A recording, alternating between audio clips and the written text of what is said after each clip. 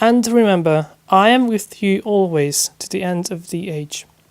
I chose this passage because I think that there is so much anger and there's so much stress in our world today, as it has always been.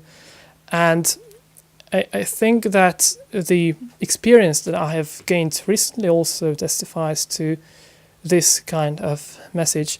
Sometimes I really feel that I'm without hope and I'm afraid of the future because we don't know what the future holds, and we don't need to wait years to experience what it feels like being in the future, because if you are worried about the next minute or the next day, then that means that you're not trusting God enough already.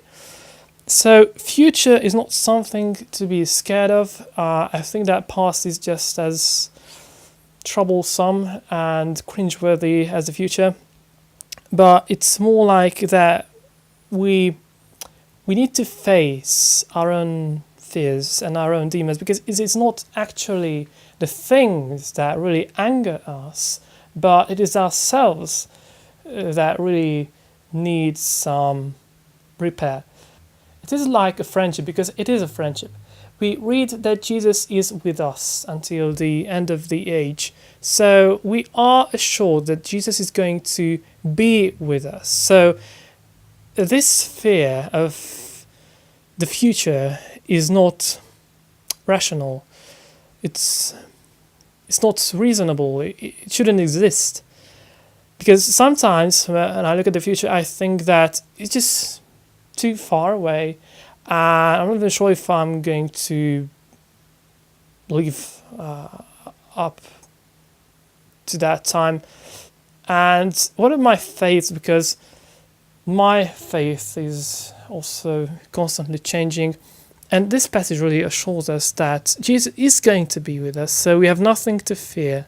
And this is really important to emphasize, because we can't say it enough, that we need to be assured that there is no reason to fear. But at the same time, we need to talk about another thing, that we think that time is going to solve our problems. Well, as I have said, future is nothing miraculous. It can't heal, it can't bring about much. There are things that are going to happen in the future, but there are things that won't change, like Jesus and the gospel. And it is already written in the book of Revelation, by the way, what's going to happen, so it should not come as a surprise.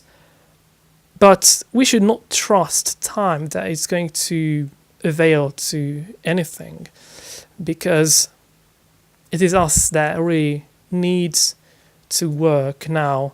It's not that we can save ourselves and work on our own salvation, but still we need to present at this time, at this very time, and we really need to come to Jesus right now, because the sooner we come to Jesus, the better it's going to be, and the sooner that good is going to happen. So we can't trust the future, because the future is something like luck, like a superstition, that something magical, something miraculous that is going to magically heal our problems and afflict us with all kinds of things that we can't even expect in advance. But this is not true. If these are foreign forces, this is a really good expression, foreign forces, or perceived foreign forces, because they may not exist, like luck, it doesn't exist. The future, as we think about it, doesn't exist. Future does exist, but not the way that we think about it. And like everything, that when you say that I have a bad day, we don't have a bad day. And it can weigh us down, really. It has weighed me down several times when I can't give 100%, only like a 90, or I fail at something, which also happens. Then I really despair that I failed, I have a bad day, or I have a bad year. And these memes are really funny, when you see that this is how I look when I have a bad day, or this is my year so far. It's really laughable and funny, but the truth is that these things don't exist.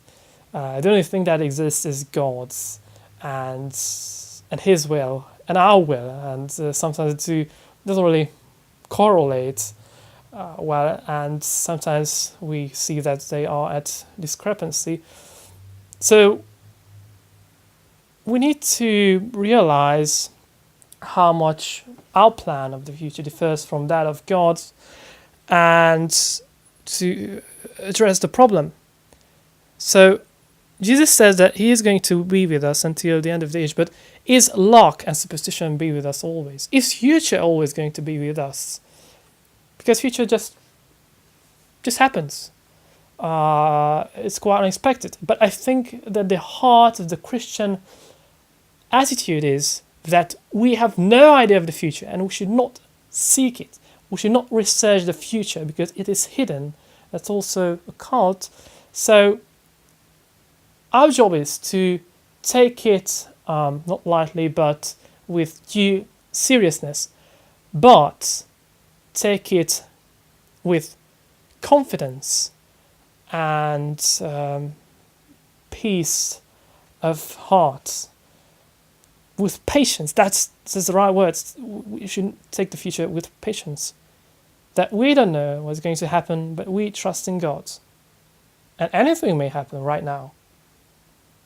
But I, to the best of my capability, I am trusting God, and I'm not afraid as much as I would be without Jesus. It doesn't mean that I'm not afraid at all, because sometimes I am afraid too. It is just a sinfulness inside us that generates it. So there's my message for today. And so the Lord be with you.